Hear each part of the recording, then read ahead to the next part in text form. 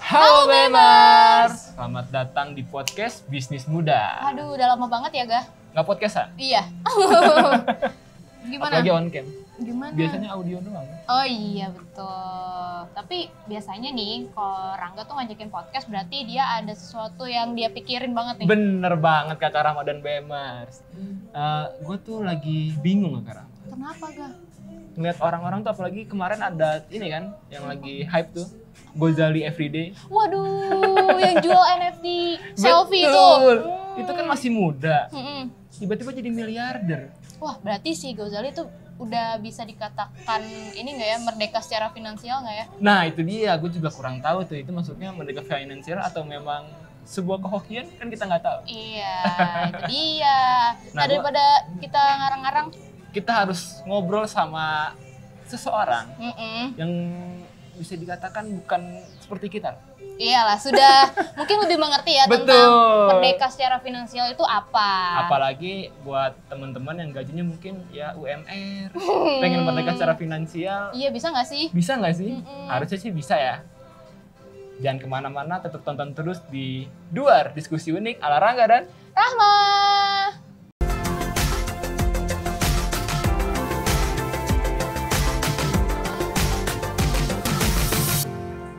Nah, Bemers, kali ini gua dan Kakak Rahma udah kedatangan bintang tamu yang sangat spesial. Spesial banget. Betul, seorang financial planner, yaitu perkenalkan Kakak Rahma. Mbak Dinda. Halo Mbak Dinda. Hai. Apa kabar nih Mbak Dinda? Baik, terima kasih ya udah diundang di sini. Iya, kita makasih banyak loh. Karena Sama-sama lah. ini bermula dari kebingungan aku. Ya. Tren-tren yang kayak gini tuh anak muda tiba-tiba jadi kaya itu kan jadi antara Insecure ya? Insecure, bener sih. Gua kan sukses ya. Iya itu. Gua kaya-kaya ya. Nah, betul Iya. Mbak. Mbak Dinda sendiri lagi santai kan nih? Kita ajak ngobrol-ngobrol. Santai dong. Santai. Kayaknya lo yang gak santai ya, deg-degan ya ketemu Mbak Dinda. Takutnya ternyata salah ini. Apa tuh? Salah cara pengelolaan keuangan aku. Iya. itu Tiba-tiba dia. dibacain kan, oh iya ternyata salah ya. Gimana mau merdeka? Nah, itu dia Mbak Dinda. Kan lagi insecure nih Rangga. Terus Betul. juga lagi banyak banget anak muda yang mempertanyakan soal financial freedom atau kemerdekaan secara finansial lah, Benar. kayak gitu. Sebenarnya ada nggak sih tolok ukur atau sebenarnya financial freedom itu seperti apa sih standarnya? Apakah kayak Gozali yang udah Punya duit miliaran tiba-tiba kan? tiba-tiba kayak gitu, itu seperti apa sih Mbak? Ya, jadi sebenarnya tahap kalau dibilang merdeka finansial itu kalau sudah sampai tahap kamu tuh sudah independen secara penghasilan. Nah, independen secara penghasilan ini tuh bukan yang kayak tiba-tiba kayak Gozali dapat duit gede gitu ya, gitu. Kalau seandainya dia dapat duit gede tapi akhirnya ternyata cash flow-nya nggak bisa jalan dengan baik, itu sama aja gitu kan. Jadi cash flow dengan baik itu yang paling utama gitu. Jadi selama setiap bulannya kamu udah gak harus mikirin lagi sebenarnya penghasilan kamu tuh dari mana. Nah, kedua itu harus bebas dari utang konsumtif.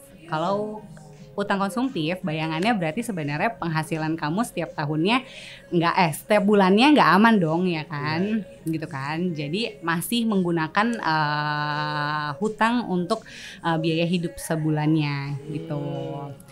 Terus juga kamu udah harus siap dana darurat nih gitu kan.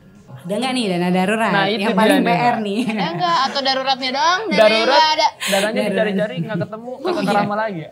Aduh. Ujung-ujungnya minjem dong. Aduh. Nah, kalau Iya. misalnya kita masih punya utang konsumtif itu Iya. agak susah kali ya untuk merdeka secara finansial. Ya, balik lagi ya tadi kan sebenarnya udah bisa independen secara finansial. Berarti tidak bergantung lagi dengan hal apapun gitu ya. Jadi penghasilan kamu memang sudah bisa memenuhi kehidupan kamu. Nah, kalau seandainya kamu punya utang konsumtif berarti sebenarnya penghasilan kamu tidak memenuhi kebutuhan kamu gitu sebenarnya. Jadi ya tidak bisa dikatakan sudah merdeka finansial. Oke. Nah, Gitu. kira-kira langkah pertama yang harus kita lakukan biar mencapai kemerdekaan secara finansial itu apa nih, Pak? Langkah pertama itu yang paling penting ya, mindset. Jadi sebelum melakukan apapun sebenarnya menurut aku mindset paling utama gitu. Karena kayak kamu nih kalau misalnya Rangga tidak merasa mindsetnya bisa sebagai host kan nggak mungkin ada di sini dong, ya kan? Kalau mindsetnya kamu nggak bisa pasti kamu nggak akan mungkin tercapai. Nah mindset lah yang perlu diubah dulu terlebih utama. Karena menurut aku jangan pernah ngerasa kayak udahlah itu cuman hanya untuk orang-orang yang punya penghasilan gede aja nih pasti bisa merdeka finansial gitu. Ya kalau memang mindsetnya tidak bisa diubah ya kira nggak sampai sih menurut aku. Berarti kalau misalnya mindset udah kita udah kita tanamkan lah. Agak berat ya bahasanya, padahal nyantai tapi kok agak berat. Iya, tapi itu penting loh mindset ya? itu. Karena Betul. kan kayak kalau misalnya kita terlalu konsumtif juga, akhirnya kan kayak tadi Mbak Dinda bilang, kita kan akhirnya jadi punya utang yang untuk kebutuhan kita. Iya. Padahal sebenarnya nggak ngutang juga bisa kan ya Iya, harusnya. betul. Terus kalau gajinya UMR gimana Mbak? Itu sih Mbak, poinnya di situ tuh. Poinnya dari tadi lu yang cerita ya? Kira-kira bisa nggak tuh? Apalagi sekarang kan UMP katanya udah naik tuh. Iya. Naiknya yang jadinya yang berapa ya? Sekitar Di sekitar 4,9 ya? 4,6. 4,5 atau 6 ya. Iya segitu lah ya. Iya. Nah kira-kira gimana tuh Mbak Dinda? Bisa nggak sih? Nah, gini ya, yang perlu ditanami adalah ingat bahwa sebenarnya merdeka finansial itu bukan untuk orang-orang yang berpenghasilan besar. Ya, jadi tidak untuk orang-orang yang memang sudah kaya raya atau berpenghasilan besar, tapi merdeka finansial untuk orang-orang yang emang mau mencapai merdeka finansial atau merasa bisa untuk mencapai merdeka finansial. Jadi sebenarnya kalau dalam perencanaan keuangan tuh berhasil atau tidaknya seseorang dalam mengatur keuangan itu bukan berasal dari seberapa nilai dia punya uangnya gitu, tapi berasal dari perilaku manusianya gitu. Jadi kalau memang perilaku manusia tidak bijak terhadap uang, ya nggak akan mencapai itu gitu. Jadi pilihannya kamu mau sabar atau kamu mau tamak gitu. Jadi sebenarnya kayak tadi nih, Gozali kan punya duit dapat banyak nih ya. Betul. Nah pilihannya dia mau sabar atau mau tamak atau mau berfoya-foya gitu. Jadi kalau mau cerita kisah, aku ada, nggak apa-apa ya cerita Nggak sedikit apa-apa, ya. nggak Apa-apa banget Ya, ya. jadi kayak banyak loh sebenarnya pengusaha-pengusaha yang pada akhirnya tidak mencapai merdeka finansial kan gitu. Banyak yang tidak sejahtera pada akhirnya gitu. Kayak contohnya di China itu ada investor saham dan dia kaya raya, memiliki ratusan juta triliun gitu ya, berdasarkan dari portofolio mereka gitu, portofolionya dia gitu, namanya Bill Huang. Cuman dia itu kayak ngerasa tamak gitu, merasa mampu karena dia jago nih memilih portofolio nih gitu. Akhirnya dia menambah portofolionya dan ternyata pandemi menyerang dia gitu. Akhirnya memang kekayaan dia menurun nih gitu. Dan akhirnya ternyata penambahan kekayaannya dia itu dia berasal dari pinjam dari bank atau menggunakan, kalau di saham kan ada namanya margin ya. Iya. Nah, ya udah akhirnya bangkrut seketika gitu. Nah, itu kan sebenarnya karena ketamakan seseorang ya. Padahal harusnya dia udah cukup sampai situ aja, dia mungkin sudah merdeka finansial gitu. Jadi balik lagi ke perilaku manusianya menurut aku. Berarti merdeka finansial itu nggak melulu harus yang dikatakan duitnya banyak. Iya benar. Jadi uang banyak pun kalau emang akhirnya tidak bisa memanagenya dengan baik gitu. Mau kaya itu mungkin mudah ya dengan berupaya, tapi mempertahankan kekayaan itu yang agak sulit. susah. Oh bener Iya. juga hubungan ya. Kayak hubungan, iya benar. Iya dong. Pengalaman ya. Pribadi sih kayaknya. Pokoknya memulai sama mempertahankan tuh agak sulit. Iya. Agak sulit. Iya nggak sih? Mungkin untuk mencapainya kita bisa-bisa aja ya. Benar kan, kamu bisa aja lah bekerja keras, kerja terus gitu ya 24 4/7 aja. Tidur dong ya. Iya, tapi kan mempertahankan itu bisa atau enggak sebenarnya gitu. Kalau misalnya orang-orang itu kan, apalagi anak muda nih Mbak, kadang tuh dia lebih memilih apa yang dia inginkan daripada yang mereka butuhkan. Nah itu harusnya plannya itu kayak gimana sih? Biar kita tuh nggak keinginan mulu nih yang kita nggak bisa kita tahan gitu. Iya. Godaan banyak ya. Iya, benar, ini tuh sebenarnya enggak cuma anak muda ya. Sebenarnya mau sampai usia berapapun keinginan pasti ada kan gitu. Karena sebenarnya pada dasarnya manusia itu memiliki ego. Nah, ego yang didahulukan adalah ego yang membuat dia bahagia dong, ya kan? Karena kalau melakukan untuk kebutuhan kan kayak lelah ya gitu. Nah, kalau misalnya meneruskan ego untuk keinginan tuh menyenangkan hati kita kan. Nah, itu yang susah. Tapi kalau dalam perencanaan keuangan menurut aku, dengan kamu membudget keuangan kamu itu dengan mempos-poskan anggaran gitu kan, seperti yang paling sederhananya kan biasanya disebutin tuh living, saving, playing gitu kan. Nah, kamu detailin lagi deh tuh di dalamnya itu dengan dan kamu catat juga pengeluaran kamu itu sebenarnya mengurangi rasa keinginan kamu. Jadi kayak kamu udah tahu nih kebutuhan kamu tuh apa aja yang harus dilakukan. Nah, ketika kamu catat keuangan dengan sadar kamu sudah melebihi kapasitas keinginan kamu gitu. Jadi pun kalau kelewat-kelewat kamu masih bisa memaintainnya gitu. Tidak seperti kalau kamu loss aja ya gitu. Kadang-kadang kan kita nggak tahu ya. Kayaknya baru beli ini tuh murah, ini murah, beli ini murah gitu kan. Di online kan, ini kayak murah ya paling berapa ya, tahu-tahu ya udah berapa Iya gitu. itu. Nah, termasuk self reward Oh iya sih. alibi aja kali ya. Iya, itu Setiap bulan self reward ya. Sebenarnya post playing itu adalah self reward kamu sih gitu. Tinggal kamu ukur aja, kamu bisa playingnya itu berapa persen gitu. Maksimum 20 ya, jangan kebanyakan. Gitu. Untuk keinginan itu 20% biasanya. Iya, maksimalnya. Maksimalnya ya. Ya, karena hidup itu lama ya. Kebutuhannya banyak ya. Tapi ada beberapa orang yang emang punya prinsip YOLO. Oh ya. Pokoknya gue lakuin aja. Iya, hidup tuh cuma sekali, udahlah gitu kan, kebanyakan orang kayak gitu. Ya, betul. YOLO dan FOMO itu emang berbahaya. FOMO itu saya. Saya suka ikut-ikutan kadang ya. Iya sih. Bener. Berarti kita jangan terlalu YOLO, jangan terlalu FOMO mungkin. Iya. Biar kita Ya sebenarnya tahu kapasitas kamu sampai mana itu yang paling penting sih sebenarnya. Karena memang kalau YOLO itu kan kamu gak punya batasannya kan gitu. Kamu mau apa, apapun kamu pasti mau gitu kan. Tapi ya bisa apa enggak sebenarnya gitu kan. Bener. Nah kalau misalkan udah gaji UMR nih. Sedih banget nih kayaknya udah gaji UMR nih. Gajinya UMR ya kan. Betul. Udah gaji UMR, terus generasi sandwich. Aduh. Gimana BM? Gimana Mas? Berat ya kalau udah generasi sandwich. Kan generasi sandwich itu berarti kan dia membiayai, misalnya dia punya adik sama dia punya orang tua. Benar. Jadi didempet gitu Mbak. Betul. Gepeng ya. Gepeng.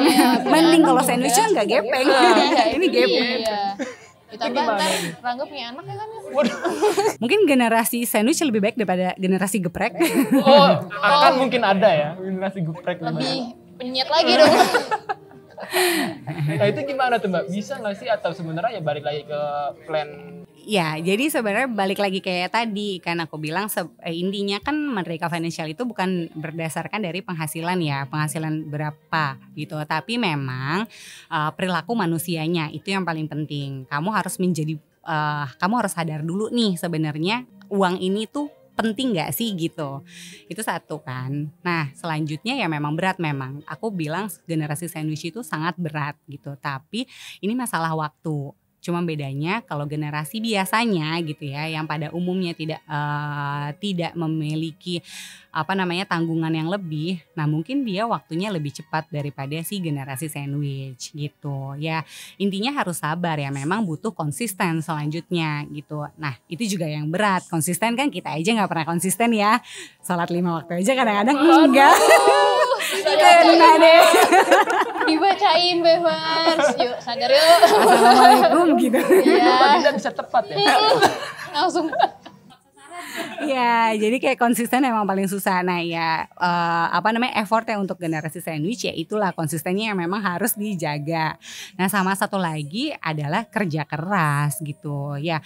Walaupun gajinya UMR emang mau UMR aja. Kalau memang takdirnya harus UMR terus nih gitu kan, karena kapasitas diri gitu misalnya kan ada aja ya. Ya kalau gitu carilah penghasilan di luar itu gitu. Banyak hal lah gitu. Apalagi sekarang teknologi makin canggih. Benar. Nah sebenarnya kayak kalau teman-teman banyak yang tahu ya terkait dengan Warren Buffett itu kan dia kadang-kadang terkenal karena dia memang jago main saham gitu ya. Tapi sebenarnya bukan itu gitu. Jadi Warren Buffett itu sebenarnya dia kaya raya dan menjadi miliarder karena memang dia sudah memulai sejak dini dengan nominal yang sekecil mungkin. Nah itu makanya yang penting harus kita mulai adalah ya mulai aja sekecil apapun gak apa-apa dan itu sabar gitu dan konsisten ya. Iya betul. Aku juga pernah baca Warren Buffett tuh katanya memang gaya hidupnya sederhana ya. Iya, Oh, iya benar. Iya. HP-nya juga baru ganti. Betul, belakangan betul. ini. Iya, tadinya HP-nya jadul, mobilnya jadul. Iya. Kalau saya alhamdulillah semuanya jadul sampai sekarang jadul. Sampai muka-muka ya jadul nggak? Tebak lagi dong. Lalu misalnya kan kayak tadi tuh Mbak, kadang kita tuh melihat orang atau teman kita yang tadi nggak ada tanggungannya terus beli apa-apa tuh nggak pakai mikir gitu. Untuk mensiasatinya kan pasti jangan iri dong. Ya, jangan iri dengki. Iya bener ya kan. Keluar nih harus ya lagunya nih. Nah itu kalau misalnya kan berbeda-beda nih. Merdeka itu orang tuh beda-beda umurnya. Ya. Nah targetnya itu sebenarnya ada target nggak sih? Orang tuh dikatakan merdeka finansial tuh di umur sekian atau nggak ada? Ya, sebenarnya emang nggak ada tolak ukur untuk itu gitu kan, karena memang balik lagi kan tadi karakteristik orang itu beda-beda, perilaku orang itu beda-beda, terus dia mulainya dari mana tuh berbeda-beda gitu kan, terus perjalanan hidupnya juga beda-beda. Nah resiko yang harus dia tanggung juga berbeda-beda gitu. Nah jadi nggak pernah ada tolak ukurnya gitu. Fokus aja pada diri sendiri sebenarnya. Ibarat kata kita harus pakai kacamata kuda kali ya Mbak. Benar. Lurus aja jangan gitu. Gini. Tengok kanan tengok kiri nggak apa-apa. Asal ya jangan iri. Iri. Jadikan itu sebagai motivasi. Benar. Oke. Iya. Lalu Kak Karama ada apa lagi yang mau ditanyakan? Wow, aku langsung ditembak langsung ditanyakan ya. Nah, kan kalau misalnya zaman sekarang itu banyak banget ya Mbak Dinda aset-aset investasi kayak misalnya saham, apalagi kripto nih lagi hype ya. Hype banget gitu kan. Ada nggak sih misalnya aset investasi yang emang bisa kita gunakan untuk apa ya? Membantu menuju kemerdekaan. Betul, mewujudkan financial freedom itu. Oke. Sebenarnya ya aset investasi sih itu bisa membantu gitu kan, balik lagi dari tingkat resikonya kan dan jangka waktu ya. Kalau misalnya ngomong investasi itu selalu dibilang jangka waktu sebanding dengan instrumen investasinya gitu, lebih panjang nggak apa-apa yang lebih resiko. Nah kalau kayak mau coba kripto dan segala macam sekarang ini ya nggak apa-apa, tapi yang penting uang dingin kan selalu dibilang tuh, uang dingin ya, jangan yang uangnya untuk dipakai keseharian gitu, karena memang resikonya tinggi gitu sih. Nah yang paling penting ya untuk aset investasi pada diri sendiri itu paling penting. Contohnya nih Mbak. Apa ya contohnya ya? Kalau dia Ramadhani kan katanya investasinya di perawatan. Oh, perawatan. Ya boleh. Sebenarnya kan kalau memang kamu ternyata jadi influencer. Oh iya juga. Ya investasi pada diri sendiri dengan perawatan diri itu nggak apa-apa gitu. Itu sebenarnya boleh. Intinya sesuai ya gitu. Sebenarnya kan penting untuk meningkatkan value diri. Ya kayak teknologi aja kan semuanya di-upgrade. Masa diri nggak pernah di-upgrade gitu. Handphone aja kalau di-upgrade jadi lebih mahal. Nah gimana diri? Kalau misalnya diri sendiri di-upgrade pasti juga lebih mahal gitu. Nilai jual kamu juga lebih tinggi gitu. Mungkin bisa kayak upgrade skill. Ya paling penting sih emang upgrade skill ya, pelatihan apapun dalam ya. Kalau kamu memang skill itu nggak cuman pelajaran ya gitu. Misalnya emang kamu suka ngomong kayak gini gitu, jadi host ya upgrade menjadi belajar untuk public speaking gitu kan. Apapun yang menurut kamu tuh kayaknya gue bisa di sini nih gitu, kayaknya gue suka di sini, carilah upgrade ilmu yang passionnya kemana gitu. Mungkin bisa jadi ladang cuan baru. Wow, bener. Jadi MC tiba-tiba kan? Iya. Lagi weekend nge-MC gitu kan. Betul. Iya sih bener juga ya. Nah Mbak Dinda dan gamers mungkin banyak yang nanya nih, kan udah banyak instrumen investasi tuh. Bagaimana cara memulainya dan berapa persentase pendapatan yang bisa kita gunakan untuk investasi nih Mbak? Oke, sebenarnya kalau dari perhitungan sederhana itu investasi itu maksimal 30%, tapi minimal boleh 10%. Nah, usahakan memang harus di minimal 10%. Kenapa? Karena secara perhitungan sebenarnya dengan 10% kamu bisa mencapai pensiun yang sejahtera lah gitu, harapannya gitu. Nah cuman kalau nggak bisa juga sampai 10% nih kayak terkait dengan generasi sandwich, ya udah mulai aja dulu gitu sebenarnya. Jadi intinya lebih baik memulai untuk menabung atau berinvestasi sekecil mungkin daripada tidak sama sekali gitu. Berarti minimal tuh 10% ya kalau misalnya. Minimal 10%. 10% pun aku tidak Kak Rama masalah. Nah kalau ya balik lagi nggak apa-apa karena sebenarnya kan sekarang sudah bisa berinvestasi dengan 10.000 ya. Oh iya. 10.000 itu kan berarti bisa 0, berapa persen penghasilan kamu dong. Iya sih. Jangan jadi alibi aja sih. Yang penting kan kata Berinda tadi, mindsetnya, niatnya, Benar, konsistensinya seperti apa. Kalau sudah ada mindset, jangan lupa memulai. Oh, dipikirin doang nggak mulai ya jangan. Iya betul. Nah kalau misalnya investasi yang kalau misalnya kita kan harusnya memahami fundamentalnya gitu ya. Iya. Nah, kalau misalnya yang cuma ikut-ikutan kayak FOMO lah ya. FOMO, itu kira-kira gimana tuh Mbak? Apakah akan lebih susah? Ya gimana ya mindsetnya jadinya kok gue nggak cuan-cuan ya, jadi mikirinnya dia tuh pengen cuan terus padahal kan investasinya nggak kayak gitu. Iya betul. Jadi sebenarnya nggak untuk perencanaan keuangan tuh bukan untuk kamu jadi kaya raya ya, tapi sebenarnya untuk kamu jadi sejahtera gitu kan.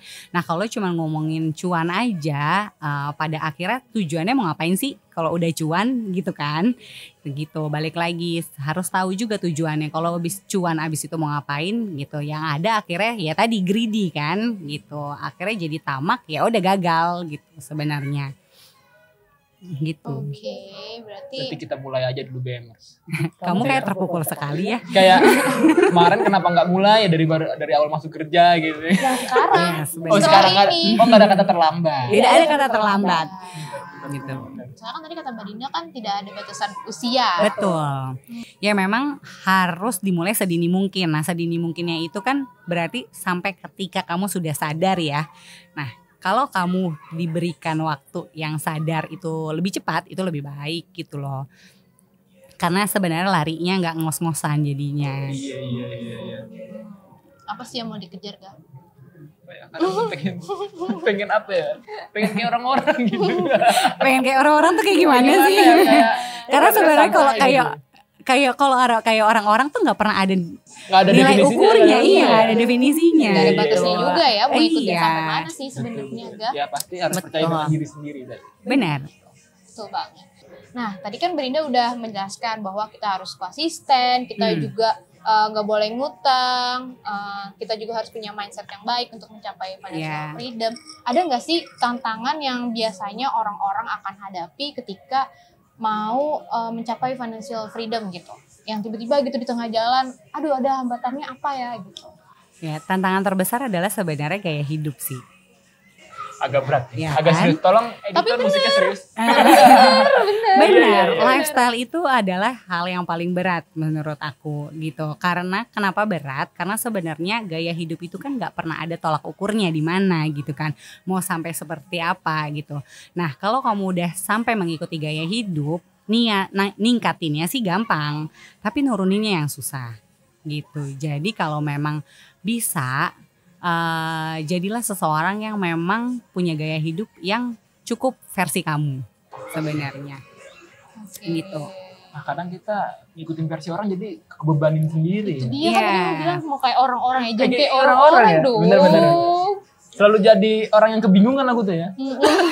Iya karena bingung terus. ya kan sebenarnya Pak ya sekarang kayak media sosial kan yang menurut aku akibat media sosial ya jadinya lumayan membahayakan ya sebenarnya gitu kan, karena orang-orang cenderung kayak wah enak ya orang-orang ini liburan ke sini, wah enak ya ke sini, wah enak ya gini gitu kan ya, tapi fokus pada diri sendiri sih gitu. Ingat kalau memang kalau kamu merasa kamu bisa memiliki rasa yang cukup gitu ya, punya rasa syukur gitu, menurut aku itu sih sebenarnya terjaga ya gitu.